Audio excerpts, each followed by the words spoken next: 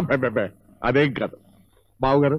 ఓ పని చేద్దాం, ఇటు మాకు అటు మీకు గురువు దైవం లాంటి వారు గిరీష్ గారు. అంచేత ఈ తగాదాపై తీర్పు వారికి వదిలేద్దాం. ఓకే, అలాగే. చాలా గడ్డు సమస్య నాకు వదిలేశారు. పెద్దవాళ్ళకి పెద్దవాళ్ళు నచ్చారు, పిల్లలకి పిల్లలు నచ్చారు. ఇక తేడా అలా కట్నం దగ్గరే. సీజే గారు ₹1,00,00,000 అడిగి మీరు 50 ఎకరాల కంటే ఇవ్వలేను అంటే నేను ఒక 75 దగ్గర సెటిల్ చేయొచ్చు. అసలు కట్నమే వద్దు బాబోయ్ అని ఆయన, ఇచ్చి తీరతాను లేకపోతే పొండో అని మీరు. ఆహా, కలియుగం పోయి మళ్ళీ రామాస్ గోల్డెన్ ఎరా వచ్చిందండి. సాగేలా బ్రహ్మగారు, ఇంకా జాతకాల గుణకారాలు భాగారాలు చాలించి తాంబూలాలు మార్పించండి. ఇతం చిన్న సందేహం, ఇలా వస్తారా? నాతో చెప్తే ఎలాగండి?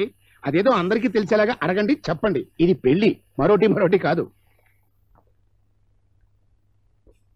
వాట్? చదవేస్తే కేకరకాయ అన్నట్ట. జాతకాలని చూశాక కావేరమ్మ గారు మీ అమ్మాయేనా అని అడుగుతున్నాడు. అదేమిటి మా అమ్మాయి కాకపోతే? చిత్తం మీ అమ్మాయినని తెలుసండి. తల్లి విషయం, కన్న తల్లి. ఇద్దరమ్మాయిలకి కన్న తల్లి ఒకరేనా, లేక మీ పెద్దమ్మాయి చీసవు కావేరి గారు?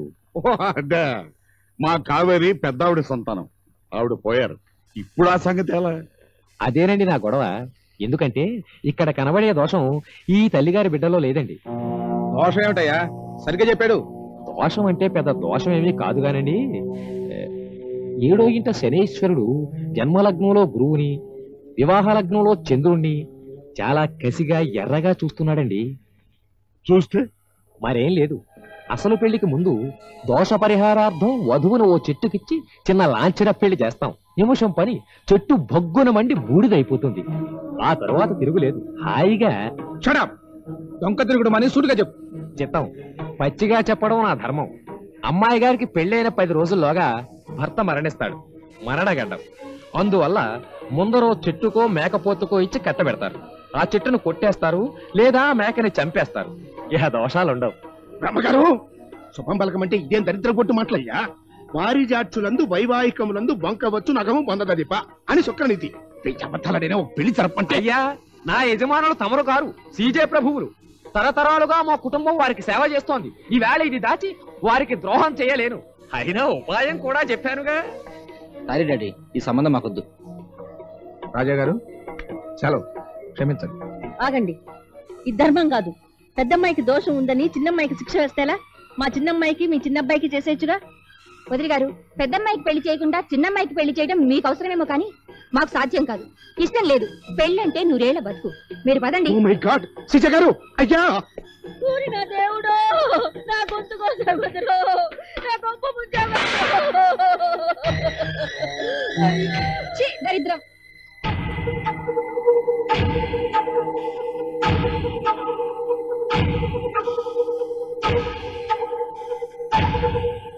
అయ్యా సీజ గారు, నా మాట వినండి. ఎదవా క్యారెక్టర్ బాగానే చూడయ్యా, యాక్టింగే బాగురు. వెళ్ళండి, లైటింగ్ మీట్ ఇవ్వండి. అయ్యా, నా మాట వినండి. సీజ గారు, అయ్యా! నా గొప్ప ముంచావు రా దేవుడు. నాకేం దారి చెప్పరు. నా పిల్ల బతుకు బూడిదైపోయింది బాబు. ఆ ఏడుపు కట్టిపెట్టండి. నాకు ఆ విషయం ఇచ్చి చెప్పకు. పోవే రాక్షసి, నా సౌది పిశాచమే పట్టుకుందామో. పోవే రాగాది, నువ్వెక్కడ దాపరించావే? పుట్టగానే తల్లిని చెప్పావు, తాలి కట్టగానే మొగుడు చెప్తావు. ఆనక మమ్మల్ని మింగేస్తావు. మమ్మల్ని వదిలిపోవే మహమ్మారి. చావే చావే, నువ్వు అసలు ఈ గొప్పలో పుట్టావే. ఆ తల్లి పెళ్లిగా ఈ జన్మలో పెళ్లి కాదు. దాని కాకపోతే నీకు అసలే కాదే. నీ బతుకెందుకే? బావిలో దూకి చావే నా కూతురా. నోరు పోయి, నోరెత్తే నిండే కాదు, అందరినీ చంపుతా. జాగ్రత్త. అయ్యా, శాంతించండి. ఏమిటండి శాంతి? వల్లకట్లోనే మా అందరికీ శాంతి. ఇంకో దారుంటే చెప్పండి, మీరే చెప్పండి. మీరు స్థిమితంగా వినండి. రేపు తెల్లారకట్ట మీరు నేను కావేరమ్మని తీసుకుని, మీరు వద్దులండి, అందరికీ తెలిసిపోతుంది. నేను రామ్మంటూ కావేరమ్మని తీసుకుని కాశీ వెళ్తాం. అక్కడ మేము ఎవరో ఎవరికి తెలియదు కదా. ఈ దోషం పోయేటందుకు చావుకు సిద్ధంగా ఉన్న ముసలోడుకో, ఉరిశిక్ష పడబోతున్న ఖైదీకో, లేదా మన పురోహితుడు చెప్పినట్టుగా ఓ చెట్టుకో, చామకో, గొడ్డుకో, గాడిదకో ఇచ్చి గుట్టుగా పెళ్లి జరిపించేస్తాం. తాళి దించి గంగలో పారే చక్కా వస్తాం. వచ్చిన తర్వాత కొత్త జాతకం రాయిస్తాం. ఇవాళ కాదన్న వాళ్ళే రేపు ఓహో అంటారు.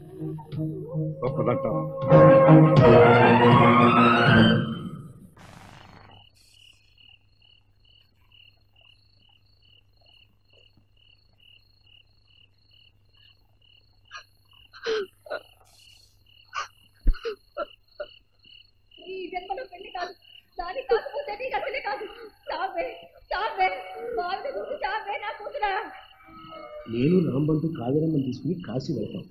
అక్కడ చావుకు సిద్ధంగా ఉన్న ముసలుడికో ఉరిశిక్ష పడబోతున్న ఖైదీకో చెట్టుకో చామకో గొడ్డుకో గాడిదకో ఇచ్చి పెళ్లి జరిపించేస్తాం.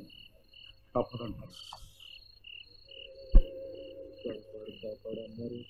కాపాడు తల్లి కాపాడు.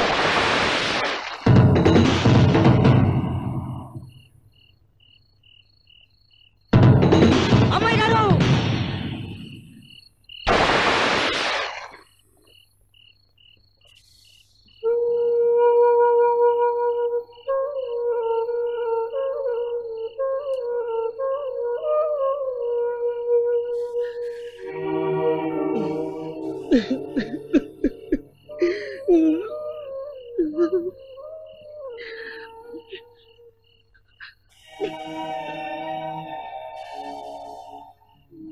అమ్మాయి గారు అమ్మాయి గారు అమ్మాయి గారు అమ్మాయి గారు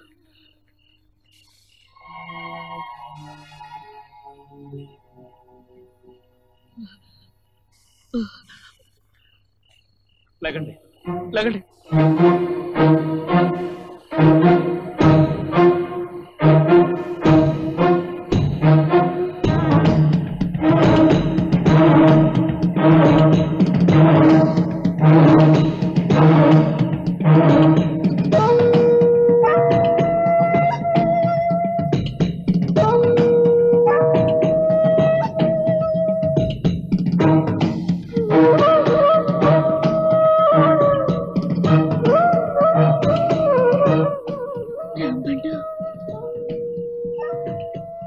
అమ్మో తల్లి, అమ్మాయి గారికి పెళ్ళైపోయింది.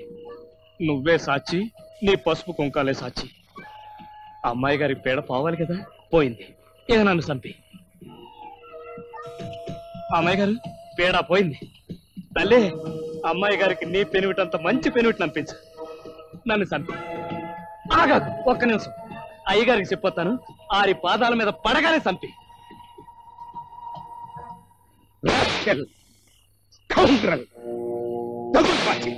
ఎరా, అమ్మాయి గారిని కాపాడటం కోసం ఆవిడ మెల్ల తాళి కట్టేశావా? నీ ఎదవ కథలు మేము నమ్మాలా? దొంగలవ్వా. అది ఆ పిల్ల మెళ్ళలో తాళి కాదు, రాజాగారి మెళ్ళలో వంశగౌరవం నాశనం చేశావు. వాళ్ళ ఇంటి పాల పాత్రలో విషం పెట్టావురా. అది కాదు దొరగా. ఈ వంకని ఇంటికి పెద్దలు అయిపోయి ఆస్తి దోచుకోవాలని కదరా నీ దురాశ? అదేం కాదండి. తాళి కట్టగానే నేను చచ్చిపోతానని, అమ్మాయి గారి మీద పేడ పోతుందని.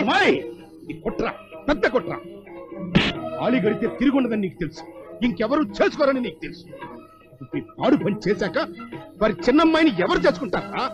దాని బతుకు నాశనమే కదరా. దాని వల్ల కూడా తాళి కట్టవా? తాళి కట్టవా అంట. ఈ ఆస్తి కోసం అమ్మాయి గారిని మచ్చిక చేసుకుని పల్లో వేసుకున్నావు. నేను చూశాను. నేను చూశానండి. దాంతో సరసాలు, లొల్లై పాటలు, తైతెక్కలు. ఏమన్నా అంటే సవతల్లి రంగు కట్టిందంటారని నోరు మూసుకుని నేను రెండు తిట్టానమ్మా. ఈ అర్ధరాత్రి పెళ్లి ఇక్కడే ఇప్పుడే సమాధైపోవాలి. వీడిని ఇక్కడే నరికి ముక్కలు చేసి పూర్తి పెట్టాలి.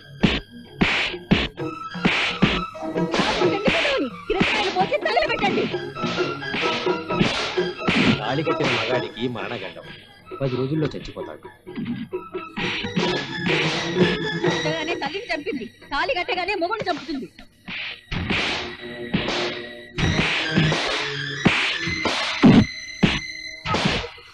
చంపుతున్నారు, నిజంగానే రామంటూ చంపుతున్నారు. నా జాతకం నిజమే.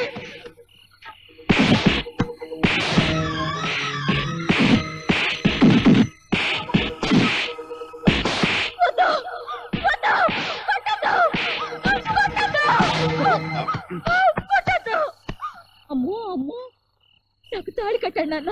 నా భర్త, మీ అల్లుడు. కొట్టకండి, చంపకండి.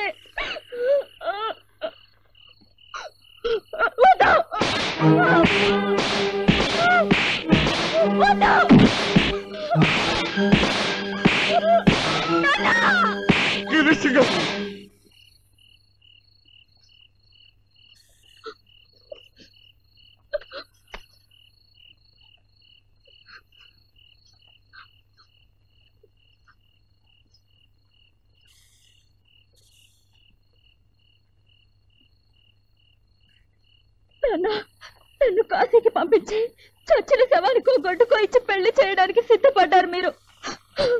దానికి భయపడే ఈ పని చేశాడు రాంబంటు.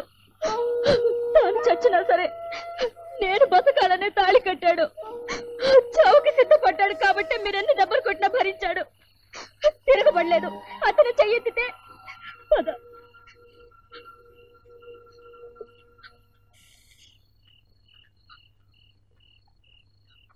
దొరగారు, మీ నాన్న నా కోసం ప్రాణం వదిలాడు. నువ్వు చావబోయి నాకు ప్రాణదానం చేశావు. నేను చంపను. కానీ కానీ ఇది తప్పురా, ద్రోహంరా. మీ నాన్న కూడా మెచ్చడు. పాలిచ్చే రొమ్మునే పొడిచిన ద్రోహిరా. నీ అడవి కూడా నేను క్షమించనురా. నీ బహుమతులు చూపించు.